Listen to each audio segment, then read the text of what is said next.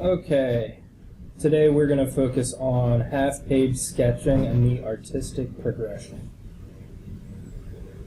What this means is we'll start with some background information on what exactly half-page sketching is. It's like a more developed drawing of your best thumbnail. It should fill about a half page of paper. You should have shading, details, and even color. And you should make a summary of your notes called a précis. So here's some examples of half-page sketches. I went through and found some artists' sketchbooks just with some examples of them creating half-page sketches. As you can see, they're still sketches, however, they are not thumbnails. So we've made the jump from a very quick and simple sketch to more developed, colored, and thoughtful drawings.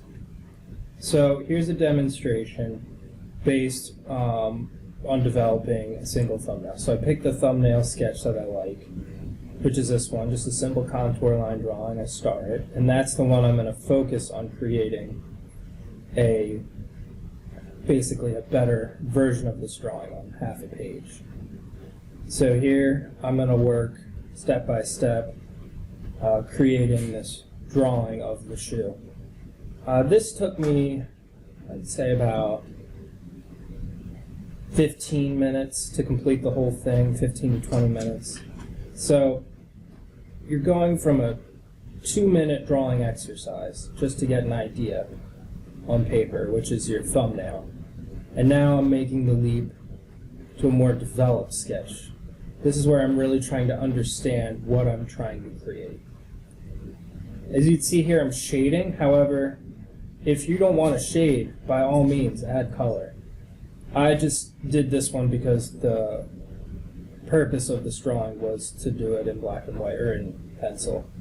But if, let's say, you were doing a painting or something that required a colored medium, by all means, please start experimenting with color, start documenting what sorts of colors you're going to use, take notes on what you're doing.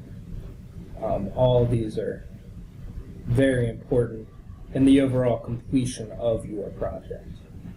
So I'm finishing up my half-page sketch here. And now I'm going to move on to another style of half-page sketching, which is to create a negative space drawing. So this is another way to understand what you are completing, especially with observational drawing. This is very important. So I'm looking at my objects, and instead of drawing the object itself, I'm working on shading the areas around it, the negative space, which creates the contour of the object.